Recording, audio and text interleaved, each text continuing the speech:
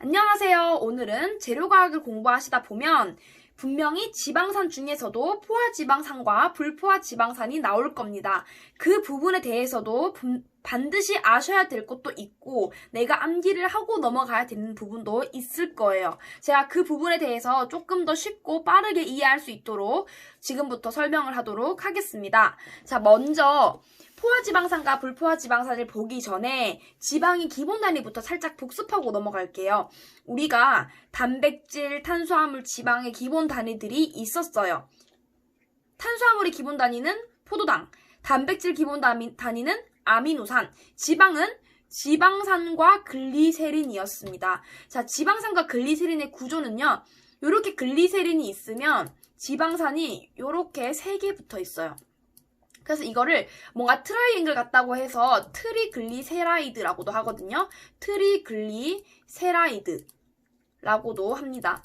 자, 그리고 이 글리세린 같은 경우는요. 글리세롤이라고도 해요. 같은 말이니까 헷갈리지 마시고 외워주시고요. 이 글리세린 같은 경우는 얘는요. 물하고 친합니다. 친수성이에요. 물하고 친해요.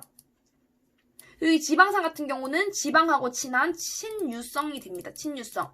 자, 글리세린과 지방산에 대해서 더 알고 싶은 분들은 제 영상 중에서 제일 처음에 올렸던 그 영상이 있어요. 그거 한번 보시고 이해를 하시고 오시는 게 좋을 것 같아요. 자, 먼저 글리세린 같은 경우는요. 색깔도 없고요. 맛도 없고 냄새도 없고 맛도 없고 그냥 시럽과 같다고 생각을 하시면 되는데 액체이긴 액체인데 비중은 물보다 크다. 즉 물보다는 무거운 비중을 가지고 있습니다. 그리고 글리세린 같은 경우는요. 수분 보유력이 높아서 식품의 보습제로도 이용이 가능해요. 자, 지방산. 오늘 공부할 거 지방산이죠. 지방산 같은 경우는 지방 전체 분자량의 거의 대다수를 이루고 있고요. 포화지방산과 불포화지방산 이 두 가지가 있습니다. 여기 두 가지에 대해서 보도록 하겠습니다. 자, 일단 포화지방산은요. 동물성 유지예요. 동물성 유지 뭐가 있을까요? 버터, 쇼트닝. 자, 동물성 유지죠. 자, 버터가 실온에서 어때요? 액체인가요? 고체죠. 실온에서 고체. 버터라고 생각하시면 됩니다. 반대로 불포화지방산이란 식물성 유지예요. 식물성 유지이면서 실온에서 액체인 유지 뭐가 있을까요? 식용유. 그죠? 식용유를 예로 들 수가 있겠죠. 그냥 포화지방산 하면 버터 생각하시고요. 불포화지방산 하면 식용유를 생각하시면 되겠고요. 자, 지금 보면은 이 포화지방산이 실온에서 고체일 수 있는 이유에 대해서 좀 알려드릴게요. 책에 보시면요. 뭔가 이런 문제가 이렇게 뭔가 화학 구조식이 나와 있지 않을까요? 보면서 이게 뭘까 많이 의문을 가지셨을 텐데요. 정말 단순하고 간단합니다. 자, 먼저 우리가 일단은 원소 기호가 뭔지 알아야 돼요. 이 C라고 하는 거는 뭐예요? 탄소를 나타내죠. 자, 그럼 H는 뭐예요? 수소. 자, 그러면 O, 요거는 뭘까? O. 요건 산소죠. 그래서 왜 H2O라고 해서 그냥 물이라고도 하고 CO2 하면 이산화탄소가 되고 그런 거 있잖아요. 자, 일단 이 원소 기호를 좀 알고 좀 생각을 할게요. 자, 그러면 탄소가 지금 이제 하나씩 다 있어요. 탄소. 자, 탄소수가 지금 하나씩 늘어나고 있죠. 하나씩. 탄소수가 늘어남에 따라서 탄소 양 사이드에 지금 뭐가 있어요? 수소라는 게 자리 잡고 있습니다. 이때 수소의 역할을 아셔야 돼요. 이 수소는요. 어떤 역할을 하냐? 바로 경화라는 역할을 해요. 한마디로 굳히는 거예요. 얘를 고체 상태로 만들어주는 거죠. 경화. 기억나세요? 경화. 경화라고 한다는 것은 조금 더 단단하게 만들어주는 것을 경화라고 하는 거예요. 수소는 경화 역할을 합니다. 그러면 탄소수가 늘어남에 따라서 수소는 계속 붙는 거예요. 수소가 많아질수록 경화를 할 수 있는 이 수소가 많아질수록 얘 자체는 단단해질 수밖에 없는 겁니다. 그래서 실온에서 고체 상태를 띠는 거예요. 이해되셨나요? 수소는 경화 역할을 한다. 그러므로 고체 상태를 띌 수가 있다. 자, 반대로 갔을 때 자, 보시면 뭔가 좀 다르지 않나요? 틀린 그림 찾기. 여기가 좀 틀리죠. 자, 볼게요. 산소수가 늘어남에 따라서 수소가 다 따라 붙어야 돼요. 근데 따라 붙어야 되는데 여기가 비어있네요. 단단하게 해주는 수소가 없어요. 그럼 어때요? 단단해야 되는데 단단할 수가 없잖아요. 그래서 실온에서 액체 상태를 띠는 겁니다. 요거 이해되세요? 자, 그러면 우리가 왜 공부하시면서 뭐 단일결합, 이중결합이란 말이 나와요. 포화지방산은 단일결합이다.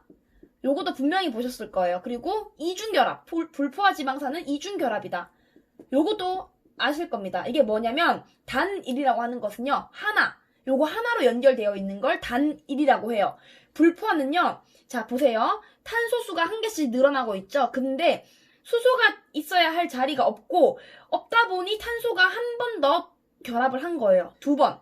여기는 2개가 들어간 거죠. 그러다 보니까 요 한 번 더 결합한 걸 요거를 보고 이중결합이다 라고 하는 겁니다. 자, 그러면 여기 비어있죠. 이 비어있는 자리에 뭐가 들어올 수 있냐면 여기에 산소가 들어올 수가 있어요. 그래서 왜 우리 식용유 있죠. 식용유 사용하고 남는 것들을 좀 밀봉시키고 뭔가 정리를 해야 되는데 귀찮다고 정리 안 하고 바깥에 방치시키면 얘가 어떻게 되겠어요? 산소와 결합하면은 뭐라 했죠 제가? 산소와 결합하면은 산화가 되고 산화가 진행하면은 산패가 된다 라고 말씀을 드렸었습니다. 그것처럼 불포화 지방산 같은 경우는요, 식용유, 콩기름 이런 느낌의 액체 유지들은요, 산소가 잘 들어갈 수 있기 때문에 얘가 산화가 빨라요. 포화 지방산에 비해서 산화가 빠릅니다. 그 이유는 방금 제가 설명드렸어요. 이해되시나요? 여기가 비어 있어요. 산소가 결합할 수 있는 자리가 충분해요. 그래서 산화가 빠르다는 거죠. 자, 그러면 대표적인 걸 좀 볼게요. 포화지방산 같은 경우는요, 대표적 포화지방산이 바로 팔미트산과 스테아르산입니다. 그냥 외우시면 되고요. 자, 불포화 같은 경우는 여기 올레산, 리놀렌산, 그리고 아라키돈산인데 문제는 어떤 걸 아셔야 되냐면 올레산은요, 이중결합이 1개, 리놀레산은 이중결합이 2개, 리놀렌산은 이중결합이 3개, 아라키돈산은 이중결합이 4개. 개수를 알고 계셔야 됩니다. 점점 뭔가 이제 올레산 앞에 리가 한번 붙으니까 2개, 밑에 니은 하나 붙으니까 3개, 그리고 아라키돈산 4개. 여기까지 외우시고요. 그리고 또 알아두셔야 되는 거는 여기서 필수 지방산을 아셔야 돼요. 불포화 지방산 중에 필수 지방산이 있는데 바로 올레산을 제외한 리놀렌산, 아라키돈산 이 3가지는요. 필수 지방산입니다. 필수 지방산. 같이 알아두셔야 됩니다. 요거 반드시 기억하시고요.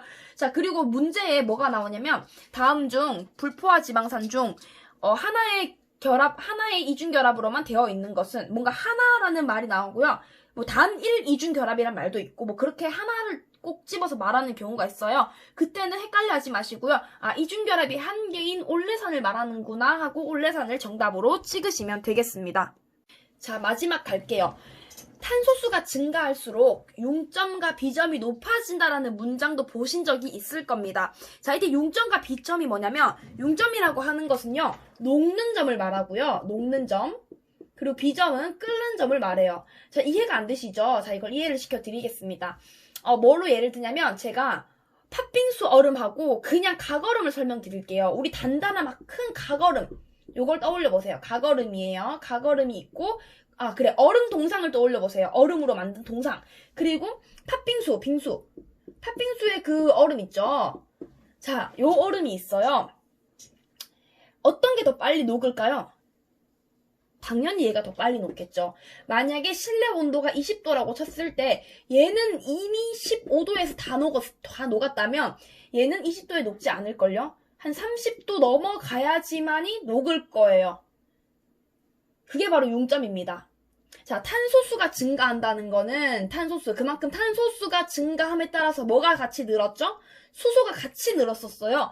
탄소수가 증가한다는 거는 수소도 같이 증가를 해서 경화를 시켜준다. 즉 굳히는 걸 더 심하게 해준다는 거잖아요. 점점 굳어진다는 뜻이에요. 그러면 당연히 녹는 게 어려워집니다. 그러면 녹는 점도 높아진다. 점점점 단단해져요. 계속 커져요. 그럼 30도에 녹을 게 너무 커서 40도에 녹아야 되고 너무 단단해지니까 50도에 녹아야 되고 그런 내용이에요.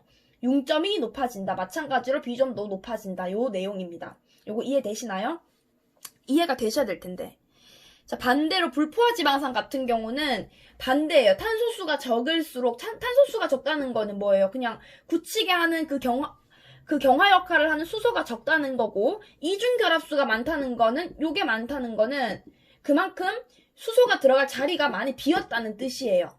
그럼 당연히 융점, 녹는 점이 낮아진다라는 거. 요거랑 반대 개념으로 생각을 하시면 되겠습니다. 자, 오늘 영상도 꼭 도움이 되시길 바래요. 사실 오늘만 해도 벌써 4분이나 합격하셨다고 저한테 말씀해 주셨는데 저도 정말 기쁘고요. 보람찹니다. 근데 솔직히 제 덕이 아니라 구독자님들께서 좋은 결과를 위해서 열심히 공부하시고 문제도 많이 푸시고 하니까 좋은 결과를 얻으신 거예요. 요즘에 요청하시는 분들 그리고 질문해 주시는 분들이 늘고 있는데 정말 저는 그럴 때마다 제가 뭔가 살아있는 느낌이 들어서 더없이 너무 행복합니다. 진심이에요. 자, 모르시는 부분 있으시면은 언제든지 댓글 남겨주시고요. 저랑 소통 자주 해서 구독자님께서 꼭 좋은 결과를 얻을 수 있도록 저도 함께 노력하도록 하겠습니다. 오늘도 시청해주셔서 감사드리고요. 금요일에 뵙겠습니다. 이상 빵선생의 과외교실이었습니다. 감사합니다.